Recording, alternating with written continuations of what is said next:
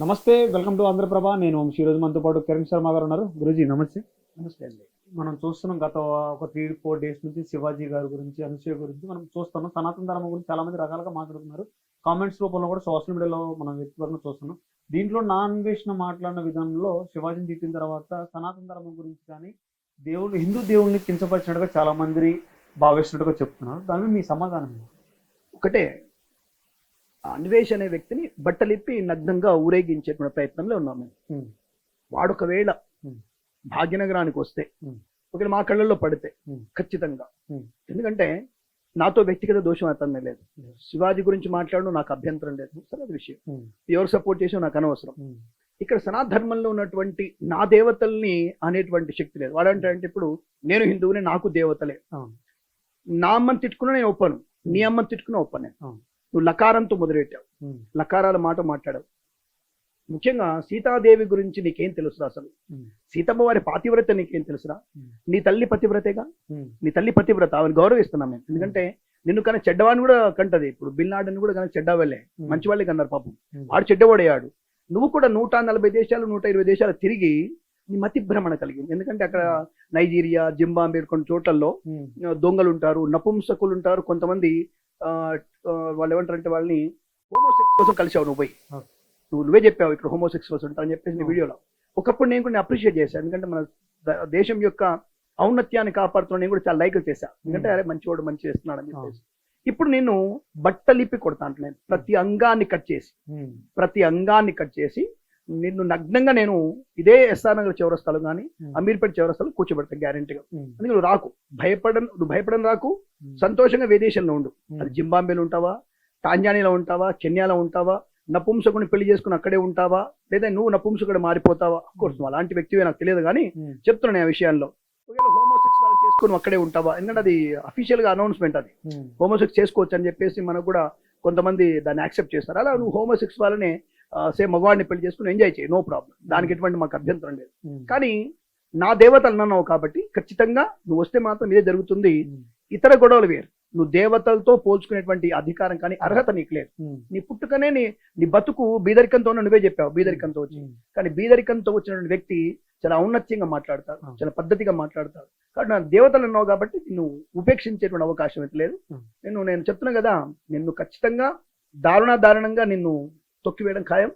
ఇప్పుడు సబ్స్క్రైబర్ ఎవరైతే ఉన్నారో ఈ అన్వేష్ గాడికి, అన్వేష్ వాడు నా అన్వేషణ కాదు, వాడు నిత్య మూర్ఖుడు, నిత్య మూర్ఖుడు, మూర్ఖేషి వాడు. ఈ మూర్ఖేషి గారిని ఎవరైతే అన్సబ్స్క్రైబ్ చేయలేదో మీరందరూ కూడా సనాతన ధర్మానికి వ్యతిరేకంగా ఉన్నట్టే. మీరందరికీ నేను హెచ్చరిక చెప్తున్నా, ప్రతి ఒక్కళ్ళు అన్సబ్స్క్రైబ్ ఇమీడియట్ గా అయిపోవాలి. అసలు వాడిని రిపోర్ట్ మీద రిపోర్ట్ కొట్టాలి మనం. ఇప్పుడు వాడు ఛానల్ కదా, వాడు బతుకు మళ్ళీ బస్ స్టాండ్కి భీమిలో ఈ నాటు పడవలలో ఎండు చేపలు అమ్ముకోవాలి. వాడు నేర్పుతున్నాడు. ఇంకా అక్కడ చేపలు పట్టే వాళ్ళు గౌరవంగా బతుకుతారు, జాగ్రత్త. వాళ్ళతో మీ పాపం వీడు దరిద్రుడు పోతే వాళ్ళు పాపం ఇబ్బంది పడతారు. వాడు వీడు ఎండు చేపలు ఏది నాటు పడవల్లో, భీమిల్లో నాటు పడవల్లో బాబు చేపలు, ఎండి చేపలను అమ్ముకునేటువంటి స్థాయికి దిగదాడడం ఖాయం. ఎందుకంటే ఆల్రెడీ వానికి అనేక రోగాలు ఉన్నాయి పాపం. ఎందుకంటే చాలా మంది దగ్గరికి వెళ్ళాడు కదా, మగవాళ్ళ దగ్గరికి వెళ్ళాడు, ఆడవాళ్ళ దగ్గరికి వెళ్ళాడు, వాళ్ళ అనేకమైన అస్తవ్యస్తమైనటువంటి అవయవాలు చూశాడు అని వాడి బుద్ధి భ్రమణ ఉంటుంది.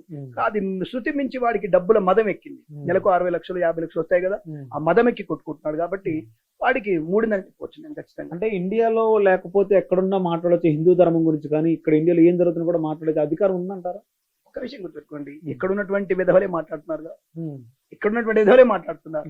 మోడీ గారిని గురించి, ఇంకొకరి గురించి. సరే, మోడీ గారిని నేను వెనకేసుకొస్తున్నాను కాదు, నాకు సంబంధం లేదు, పార్టీ గురించి కాదు.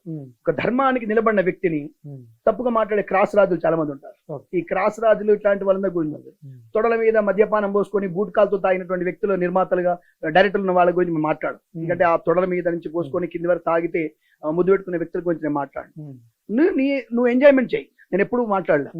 ఇప్పుడు ధర్మం కోసం వచ్చారు కాబట్టి తప్పుగా మాట్లాడుతున్నప్పుడు నేను మాట్లాడతాను. అది ఇటువంటి వ్యక్తులే తప్ప ఇంకే వ్యక్తులు వచ్చి మాట్లాడే దాఖలాలు లేవు. పెద్ద పెద్ద వాళ్ళు కూడా నాకు తెలిసి Shivaji is the real hero అని చెప్పాను నేను. ఎందుకు రియల్ హీరో అంటే, అల్టిమేట్ గా మనకి ఎవరి మద్దతు కావాలి? ప్రజల మద్దతు కావాలి.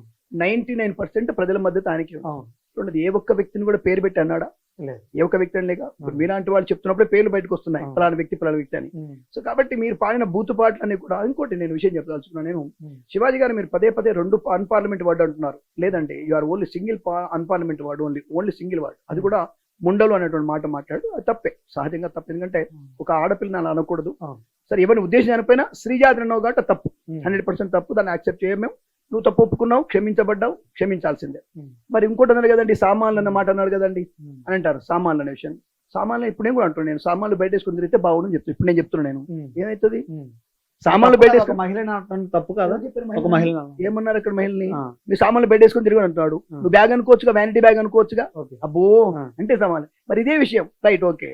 మరి ఇదే సంతలో సరికెళ్ళి సత్తుకెళ్ళు అని అంటే ఏమంటుంది దాన్ని ఏమంటే చెప్పండి, మీరు చెప్పండి, ఒక విలేకరికి మీరు చెప్పాలి.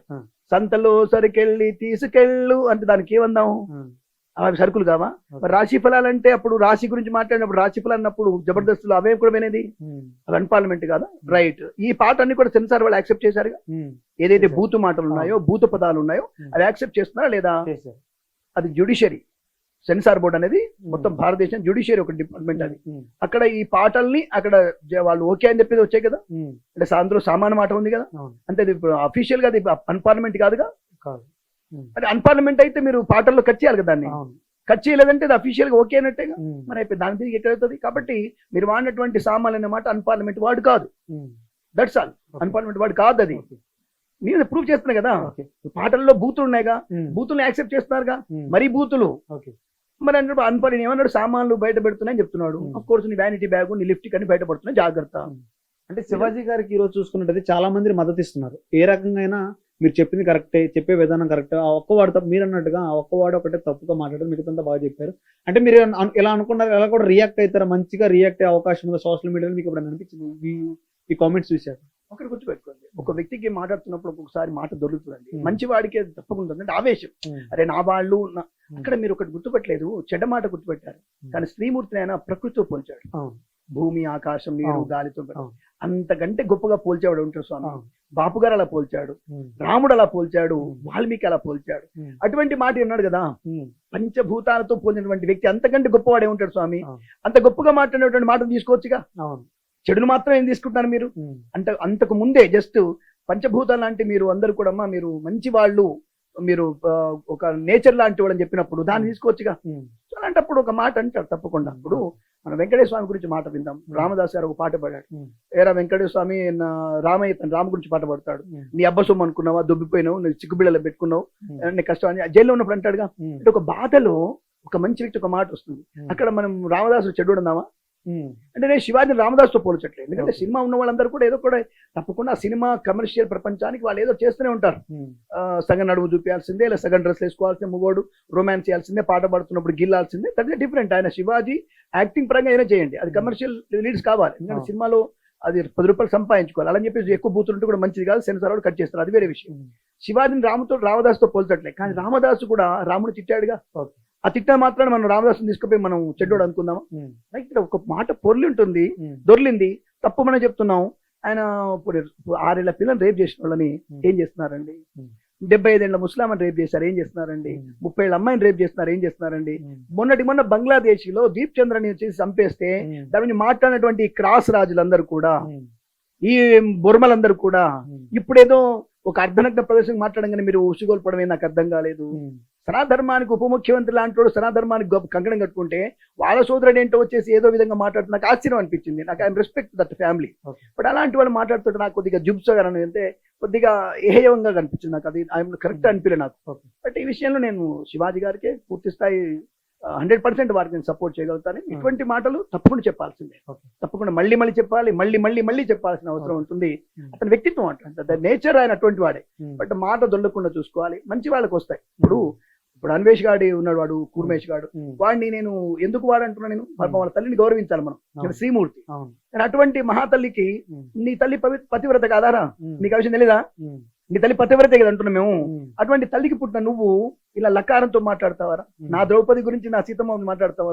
నీకేనా అర్హత ఉందా కనీసం? ఇది కనీసం నువ్వు మనంటే వరాహం మూత్ర తాగేటాడు వాడు, రోజు వాడు వరాహం మూత్రం తాగుతాడు వాడు. అటువంటి వాడిని మనం ఇప్పుడు తలకెత్తుకొని మనం సబ్స్క్రైబ్ చేసి వాడిని ₹1,00,00,000 మనం ఇస్తున్నాం ఇండైరెక్ట్ గా. అన్సబ్స్క్రైబ్ చేస్తారు చూడండి, తప్పకుండా ఇది ఒక ప్రపంచంలాగా వెళ్తుంది.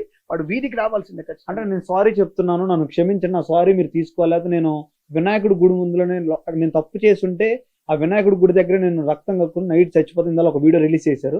ఒకవేళ నేను తప్పు చేయలేకపోతే నేను చచ్చిపోను, మీరు నా తప్పుని స్వీకరించాలి, నా సారీని మీరు తీసుకోవాలని చెప్తున్నాడు కదా గరికపాటి గారి గురించి. కానీ రకరకాలుగా చెప్తున్నాను, దానికి మీ సమాధానం?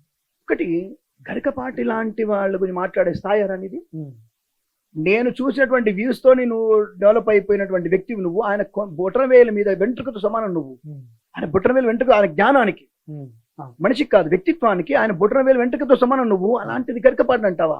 దానికంటే ఎక్కువ నీ తల్లి కంటే కూడా మహాపతివ్రతుల వాళ్ళు. నీ తల్లి కంటే కూడా కలియుగంలో పుట్టినప్పుడు తల్లి అంటే పతివ్రత అంటే ఏమిటి? ధర్మాలు ఫస్ట్ చాలా మందికి కామన్ లేకపోవడం అంటే నాట్ సెక్సువల్ ఒకటి పతివ్రత కాదు. నా కొడుకు, నా స్వార్థం, నా మొగుడు, నా పిల్లలు నాకే కావాలనుకో ప్రతి ఒక్కటి అది స్వార్థం అవుతుంది. అటువంటి స్వార్థం ఎవరు పతివ్రతలు కాదు. అది మేల్ ఆర్ ఫీమేల్ ఎవరైనా సరే. కలియుగంలో పుట్టే స్వార్థంగానే ఉంటాంగా. ఇటువంటి స్వార్థం ఉన్నటువంటి వ్యక్తులు ఎప్పుడు పతివ్రతలు కాదు. కానీ నీ తల్లి పతివ్రత ఎందుకు? ఒకే భర్త, ఒకే కుమారుడు, ఒకే కుటుంబం, ఒకే పద్ధతి. నా ఇల్లు చాలా మంచి ఆవిడని బజార్లో పెట్టావు కదా నువ్వు దరిద్రుడా. ఆవిడని బయట పెట్టావు కదా. ఇప్పుడు మంచిగా సరే దరిద్రుని బయట పెట్టావుగా. నీ దరిద్రుడి వల్ల నీ తల్లికి చెడ్డ పేరు వస్తుందిగా. ఎట్లా కొన్నవరా నీ అమ్మ అని చెప్తూ అంటున్నారుగా. కానీ అటువంటి మహాతల్లికి కూడా దోషం పట్టించావు నువ్వు. ఇటువంటి వాళ్ళే పున్నామ నరకాన్ని కూడా చేయకుండా నాశనం అయిపోయేటువంటి వ్యక్తులు వీళ్ళందరూ కూడా. కాబట్టి గరికపాటి అనేది తగిలేదు. రెండవది, నీ క్షమాపణ కోరుకోవడానికి తప్పకుండా కోరుకుంటాం. నువ్వు 41 రోజులు దీక్ష తీసుకొని శ్రీదేవత ఆయన చెప్పేసి నువ్వు పూర్తిగా దీక్షలోనే ఉండాలి. నువ్వు కొడక నువ్వు దీక్షలోనే ఉండాలి. 41 రోజులు శ్రీమూర్తి దేవత ఆయన నా భారతీయులందరూ నా సోదరులు, నేనందరికీ కాళ్ళకు నమస్కారం చేస్తున్నాను, వాళ్ళు కాళ్ళు గడుగుతున్నాను. ప్రతిరోజు వీడియో రిలీజ్ చేయాలి. నువ్వు ప్రతిరోజు దీక్షలో ఉండాలి. ఒకటి ఇప్పుడు భోజనం చేయాలి, ప్రతిరోజు ముక్కు నెలకు రాయాలి. నువ్వు ఏ దేశంలో ఉన్నా సరే ముక్కు నెలకు రాయాలి. భాగ్యనగరానికి వచ్చిన తర్వాత ముందు నా తల్లి మట్టి పెట్టుకోవాలి. నువ్వు బయట దిగంగానే ముందుగా మీటింగ్ పెట్టేసి నా సోదరి మనందరూ కూడా క్షమాపణ అడుగుతానని చెప్పాలి. నువ్వు వైజాగ్ పోగానే భీమిలికి పోకముందే కొడక నువ్వు తప్పకుండా నమస్కారం అక్కడ క్షమాపణ అడగాలి.